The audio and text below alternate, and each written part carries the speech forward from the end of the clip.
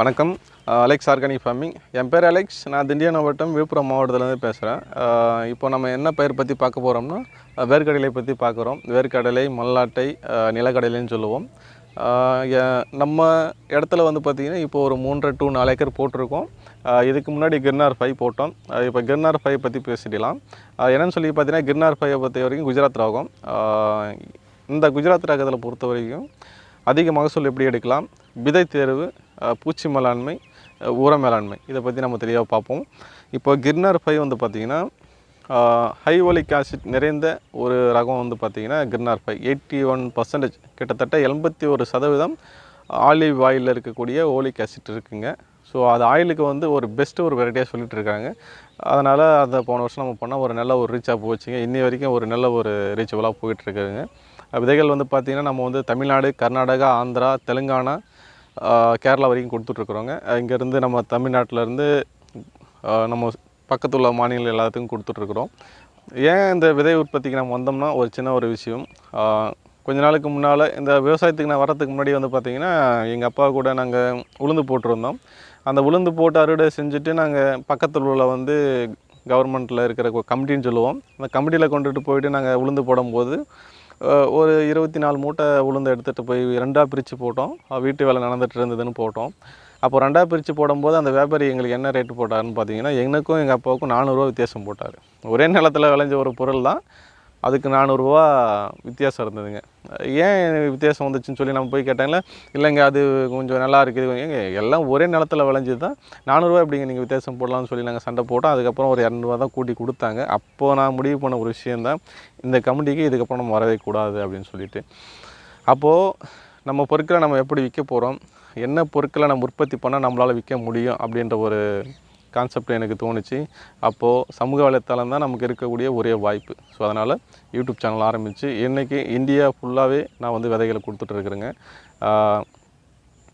எனக்கு மிகப்பெரிய ஒரு ஆதரவு வெளிநாடுகளில் வாழக்கூடிய உலகத் தமிழகத்தில் இருக்கக்கூடிய எல்லா தமிழர்களும் எனக்கு வந்து ஆதரவு நல்லா கொடுத்துட்ருக்கீங்க. அவர்களுக்கு மிகப்பெரிய ஒரு நன்றி. ஏன்னு கேட்டிங்கன்னா, ஒரு சயின்டிஸ்ட் லெவலில் இருக்கிறவங்கலாம் வந்து பார்த்திங்கன்னா என்னுடைய வீடியோ பார்த்துட்டு எல்லாம் தம்பி கரெக்டாக இருக்குது, அவங்க சயின்டிஸ்ட்டாக அங்கே ஆஸ்திரேலியாவிலையும் அமெரிக்காவிலையும் ஜெர்மனில், இட்டாலி, ஃப்ரான்ஸில் இருந்தாலும் அவங்க நிலத்தில் என் வீடியோ பண்ணிவிட்டு கடலை விவசாயம் பண்ணணும்னு ஆசைப்பட்டு நிறைய பேர் போன முறை தொடர்பு கொண்டாங்க. அவங்களுக்கு மிகப்பெரிய ஒரு நன்றி நான் சொல்லிடலாம். சுவிட்சர்லாந்தில் வந்து போயின்னு இருந்தாங்க. அதே போல் நம்ம இலங்கையில் வந்து நமக்கு நிறைய விவசாயிகள் இருக்கிறாங்க. இலங்கையிலேருந்து சென்னை வந்துடுவாங்க, சென்னையிலேருந்து விழுப்புரம் வந்துடுவாங்க. விழுப்புரத்தில் கொண்டு போய்ட்டு விதையை கொடுத்து அவங்களுக்கு நம்ம சென்னை அனுப்பிவிட்டு சென்னையிலேருந்து எடுத்துகிட்டு போயிடுவாங்க. அப்புறம் எல்லோரும் இங்கே வர வேண்டாம் அப்படின்னு சொல்லிவிட்டு வாங்கிட்டு போனாங்க இல்லைங்களா, அந்த விவசாயியை வச்சு நம்ம அங்கேயே கொடுத்துட்ருக்குறோம். ஸோ முடிஞ்ச வரைக்கும் நம்ம ஏன்னா போக்குவரத்து செலவு அதிகமாக இருக்குன்றதுனால அதை அவங்களுக்கு பண்ணுறோம். சரி, ஓகேங்க, அடுத்து நம்ம போயிடலாம். நம்ம நிலக்கடையில் பண்ண போகிறோம் அப்படின்னா நிலத்தேர்வு ஃபஸ்ட்டு வந்து முக்கியம். பெரும்பாலும் நம்ம தமிழ்நாட்டில் அதிக மகசூல் கொடுக்கக்கூடிய 2 பருவம்னு சொல்லலாம். ஒன்று கார்த்திகை பட்டம், அடுத்து சித்திரை பட்டம் போடுவாங்க. பெரும்பாலும் சித்திரை பட்டத்தில் தான் அதிக மகசூல் கொடுக்கும். அது ஏன்னு பெரும்பாலும் கார்த்திகை பட்டத்தில் தான் அதிக மகசூல் கொடுக்கும். ஏன்னு சொல்லி அதுதான் கடலைக்கு பெஸ்ட்டு சீசனுங்க. ஒரு ஏக்கருக்கு டார்கெட் வந்து பார்த்திங்கன்னா 40 to 60 இலக்கு. ஸோ அதை எப்படி அடையிறதுன்றது தான் அந்த பதிவில் நம்ம பார்க்க போகிறோம். இப்போது நம்ம வந்து விதை தேர்வு பண்ணிடலாம். ஒரு கடலை வாங்க போகிறோம்னா அந்த விதைகள் வந்து பார்த்திங்கன்னா கையால் உரித்த விதையா இல்லை மிஷினில் அடித்த விதையா அப்படின்னு சொல்லிட்டு நம்ம பார்க்கணும். கையால் உரித்த விதையாக இருந்தால் நம்ம விதை அறுவடை பண்ணதுலேருந்து ஒரு 4 to 5 மாதம் இருந்த கடலையாக இருந்தால் நம்மளுக்கு முளைப்புத்திறன் நல்லா இருக்குங்க. மிஷினில் அடித்ததாக இருந்தால் ஒரு 3 மாதம் நல்ல ஒரு முளைப்புத்திறன் இருக்கக்கூடிய ரகமாக இருக்குங்க. விதைக்கடையில் வந்து ஒரு ஏக்கருக்கு 100 கிலோ விதைக்காய் தேவைப்படும். 100 கிலோ விதைக்காய் உரிச்சிங்கன்னா உங்களுக்கு 65 to 70 கிலோ பயிர் கிடைக்கும். அதில் நல்லா மறுபடியும் நீங்கள் நல்லா கிரேடிங் பண்ணிங்கன்னா, சுத்தம் பண்ணிங்கன்னா ஒரு 60 கிலோன்றது ஃபஸ்ட் குவாலிட்டியான விதை கிடைக்குங்க. அந்த 60 கிலோ விதையும் ஒரு ஏக்கருக்கு தேவைப்படக்கூடிய அளவுங்க. இந்த முறையை நம்ம வந்து சரியாக பயன்படுத்தினோம்னா நான் சொல்கிறேன் பார்த்திங்கன்னா, அந்த 40 to 60ன்றது இலக்கை வந்து நம்ம கண்டிப்பாக எடுத்துடலாம். சில பேருக்கு இடத்துக்கு ஏற்ற போல் மாறுதல் ஏற்பட வாய்ப்பு இருக்குது. நம்ம எல்லாருக்கும் பொத்தாம் போல் சொல்லிட முடியாதுன்றதுனால அதை நான் சொல்கிறேன். விதைக்கடையில் வந்து முடிஞ்ச வரைக்கும் அடர் முறையில் பண்ணுங்கள். ரொம்ப இடைவெளி கொடுத்து பண்ண வேண்டாம். இடைவெளி விட்டு பண்ணோம்னா களைகள் வந்து அதிகமாக வந்துடும். அதனால் வந்து கரெக்டான சீரான ஒரு ஜானுக்கு ஒரு விதை, அதாவது 6 இன்ச்சுக்கு ஒரு விதைன்ற அளவில் கையால் போட்டாலும் சரி, சீடர் மிஷினில் போட்டாலும் சரி, எந்த மாட்டால் போட்டாலும் சரிங்க, இதில் போட்டாலும் நான் சொல்கிற அளவில் வந்து போட்டிங்கன்னா உங்களுக்கு நல்லா இருக்கும். விதை போட்டு ஒரு ஏக்கருக்கு 60 கிலோ போட்டு நம்ம விவசாயிகள் வந்து பார்த்திங்கன்னா 45 to 50 மூட்டை எடுத்து இருக்கிறாங்க. அடி உரமாக ஃபஸ்ட்டு வந்து பார்த்திங்கன்னா ஜிப்சம் போடுங்க. ஜிப்சம் போட்டுட்டு நீங்கள் நல்லா லாஸ்ட்டு உழவுல ஜிப்சம் போட்டு நல்லா உழவு ஓட்டிடுங்க. உழவு ஓட்டிட்டு மேலே நீங்கள் விதை போட்டு தண்ணி பாய்ச்சினீங்கன்னா உங்களுக்கு விதை வந்து 8 to 10 நாளுக்குள்ளே கம்ப்ளீட்டாக விதை வந்துடும். செடி முளைச்சிலேருந்து 15ஆவது நாள் முதல் களை, அடுத்து 35 to 40 நாள் ரெண்டாவது களைங்க. இந்த 2 களையுமே வந்து பார்த்திங்கன்னா ஃபஸ்ட்டு வந்து பொட்டாஷ், யூரியா, போராக்ஸ் இது 3ம் மிக்ஸ் பண்ணிக்கங்க. அதில் வந்து பார்த்திங்கன்னா நீங்கள் யூரியா ஒரு 15 கிலோ, பொட்டாஷ் ஒரு 20 கிலோ, 35 கிலோ வந்து ஒரு ஏக்கருக்கு பயன்படுத்திக்கலாம். இதே நம்ம இயற்கையில் பண்ணுறோம்னா அதுக்கேற்ற போல் வந்து ஊட்டமேற்றிய தொழு உரங்கள் வந்து நீங்கள் பயன்படுத்திக்கலாம். அதுக்கடுத்து என்ன பண்ண போகிறோம், 35ஆவது நாள் வந்து ஒரு களை கொத்துவோம். அந்த களை கொத்தும் போது ஜிப்சம் போடணுங்க. ஜிப்சம் ஏன் நம்ம போடுறோம் அப்படின்னு சொன்னால் அது வேருடைய வளர்ச்சிக்கும் அதில் இருக்கக்கூடிய கடினத்தன்மை வந்து மென்மையாக்கி கொடுக்கறதுனால இப்போது அந்த ஜிப்சம் வந்து நம்ம ஃபஸ்ட் டைமில் அடியில் போடுறோம். அதே போல் ரெண்டாவது டைம் ஏன் 35ஆவது to 40ஆவது நாள் நம்ம போடுறோம்னா அதில் வந்து கம்பி இறங்கும் பார்த்தீங்களா, அந்த கம்பி இறங்கும்போது அந்த விழுதுகள் வந்து கஷ்டப்படாமல் இருக்கிறதுக்காக சாயில் வந்து லூஸ் பண்ணி கொடுக்கறதுக்காக நம்ம வந்து ஜிப்சம் யூஸ் பண்ணுறோம். ஸோ அந்த ஜிப்சத்தை யூஸ் பண்ணும்பொழுது நமக்கு அந்த கம்பிகள் வந்து சீராக இறங்கி அதிக காய்கள் வைக்கும். அது ரொம்ப முக்கியங்க. அதுக்கப்புறம் வந்து ஃபஸ்ட்டு விதை முளைச்சிலேருந்து 15 நாள் மொதல் களை கொத்துறோம் இல்லைங்களா, அந்த களை கொத்தும்போது நம்ம மீன் அமிலம் அடிக்கிறோம். அடுத்து 15 நாளுக்கு ஒன் சைக்கிளிங் நீங்கள் வந்து மீன் அமிலம் ஒரு 4 டைம் பிளான் பண்ணிக்கோங்க. என்னென்னு பார்த்தீங்கன்னா 15, 30, 45, 60 இந்த ரேஷியோவில் வந்து பார்த்திங்கன்னா நீங்கள் வந்து மீன் அமிலம் கொடுத்துக்கலாம். செடியினுடைய வளர்ச்சிக்கும் செடியினுடைய ஊட்டச்சத்துக்கும் நல்ல ஒரு மருந்தாக அது வந்து மீன் அமிலம் இருக்குங்க. நான் பயன்படுத்தி கொண்டு இருக்கிறது மீன் அமிலம் தான். நல்லா ஒரு ரிசல்ட் எனக்கு கொடுத்துட்ருக்குறேங்க. ரசாயன விவசாயம் பண்ணிங்கன்னா அதுக்கேற்ற மாரி ஜிப்ராலிக் ஆசிட்டை வாங்கி யூஸ் பண்ணிக்கலாம். இல்லை டிஏபி கரைசல் வந்து பயன்படுத்தலாங்க. இதில் உங்களுக்கு எது சௌகரியமானதோ அதை நீங்கள் பயன்படுத்திக்கலாம். அதுக்கப்புறம் வந்து பார்த்திங்கன்னா ஒரு 65 to 70 நாள் இல்லை நம்ம வந்து செடிகளை வந்து காய்கள் வந்து ஓரளவு நமக்கு நல்லா திரண்டு இருக்கும். ஒரு 75% நல்லா ஒரு முட்டக்கூடிய சூழலில் வந்து இருக்கும். அந்த டைமில் நம்ம வந்து காய்ச்சல் போடணுங்க.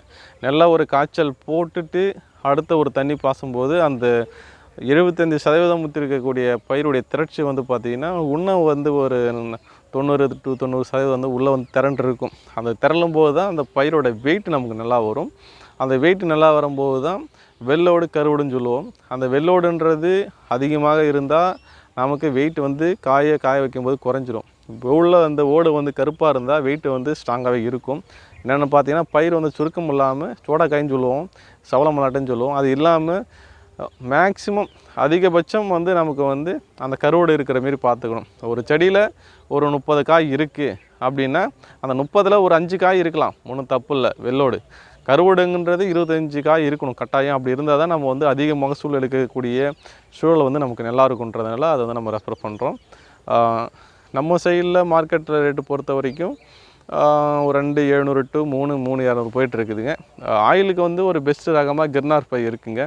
கிர்னார் பையை பொறுத்த வரைக்கும் ஆயில் பர்சன்டேஜ் பார்த்திங்கன்னா 51% இருக்குங்க. அந்த 51% ஆயில் கண்டென்ட்டு எண்ணெயும் வந்து பார்த்திங்கன்னா நல்ல ஒரு இதாக இருக்குது.